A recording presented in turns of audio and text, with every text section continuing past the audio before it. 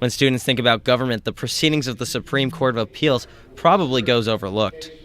For Marshall University and local high school students, they were able to observe a day in the West Virginia Supreme Court. It was really, really interesting. Law is a very intricate process, and I didn't realize how serious they really took it until I was actually here in person. The Supreme Court says this event is meant to teach students about the judicial system and help students gain a more realistic understanding of the courts in West Virginia.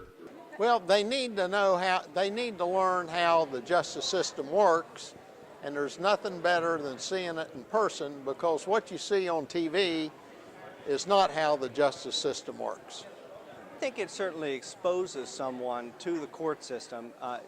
You would be surprised. I taught a class years ago at another university, and the number of students who maybe even have a confusion about the three branches of government. And so there's a lot of confusion out there, and part of that, again, is because the other two branches are more political, and they go out to political events. But we sit and we hear the cases, we resolve them, we issue our opinions. But I think it's really important that people can come and have a better understanding of the court system also. Students sat and watched the three court cases where defense attorneys and prosecuting attorneys pleaded their case to the Court of Appeals. Each case was selected by the Supreme Court to grab the attention of the student. I mean, I don't think students will be interested in hearing the appeal of a case over a deed.